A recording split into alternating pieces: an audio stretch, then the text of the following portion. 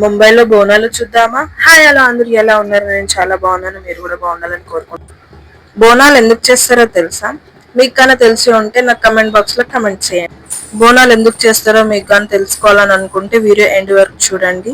End లో నేను చెప్తాను. ముంబైలో తెలుగు వాళ్ళు ఉండడమే చాలా తక్కువ, అందులో మన తెలంగాణ వాళ్ళు ఉండడం ఇంకా తక్కువ. అందులో ఇంకా అందరు కలిసి బోనాలు చేయడం. బోనం అంటే భోజనం అన్నమాట. చాలా ఇయర్స్ బ్యాక్ మన తెలంగాణలో 1917 టైంలో తెలంగాణకి ప్లేగ్ అనే వ్యాధి వచ్చిందన్నమాట. ఆ ప్లేగ్ వల్ల చాలా మంది చనిపోయేవారట. దానివల్ల కాళీ అమ్మవారికి మొక్కుకున్నారంట. అమ్మ, నువ్వు కానీ ఈ ప్లేగ్ అనే వ్యాధిని నిర్మూలిస్తే మేము మీకు బోనం చేస్తామని. అలాగని అమ్మవారు వాళ్ళు అడిగినట్టు ప్లేగ్ వ్యాధిని నివారించింది. ప్రతి ఏడు మన తెలంగాణలో బోనాలు అనేది ఒక పెద్ద పండగలాగా చేసుకుంటారు. సో బోనాలు అనేది ఎవ్రీ ఇయర్ తప్పకుండా చేసుకుంటారనమాట.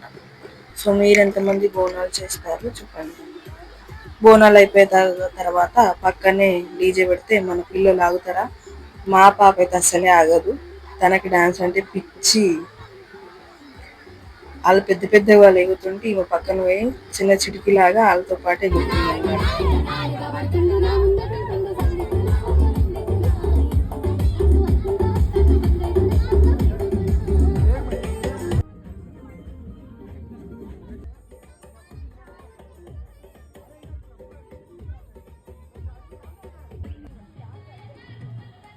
Thanks for watching. ఉంటా, బాయ్.